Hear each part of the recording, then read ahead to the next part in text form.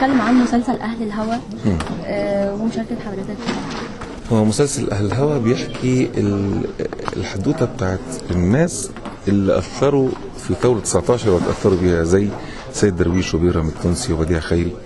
فطبعا الفترة دي كانت فترة غنية جدا جدا بالألحان الوطنية اللي كانت ضد الاستعمار، وبالتالي لو شفتي ثورة 25 يناير هتلاقي قوم يا مصري وبلادي بلادي كانت هي أساس الغنى في ثورة 25 يناير. وتحسي ان كأن الموضوع خلق ليكون كل عمل يكون طالع من القلب تلاقيه بيظهر في الاوقات اللي الناس تحتاجه، على عكس الفن اللي هو الفن ملوش قيمه قوي. فدي بتخلي الناس دايما حلو قوي الواحد يختار فن له قيمه، فابتدي يظهر هذا الفن في الاوقات اللي هي الفن الاخر ليه يتوارى ما يبقاش له مكان.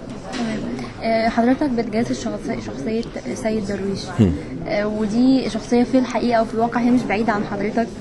لا اكيد بعيد قوي، ده راجل عبقريه لن تتكرر. لا انا اقصد انه العائله يعني، او ان هو قريب، ان هو جدي. فحضرتك كلمنا، وحضرتك خير من يكلمنا طبعا عن سيد درويش، وخصوصا ان انت بتعمل شخصيته في المسلسل.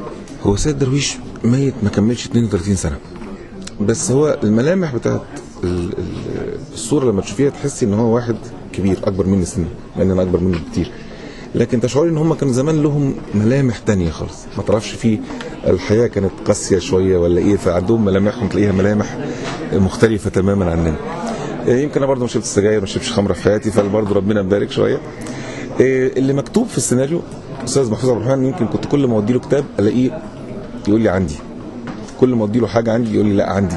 فكل الكلام ده بتلاقي نفسك ان واحد بيجمع كل ما قيل عن سيد درويش عشان يصيغ صياغه بقى عشان تصلح الصوره اللي كانت اتقالت في الفيلم اللي قبل كده، الفيلم بتاع استاذ كرم مطاوع الله يرحمه.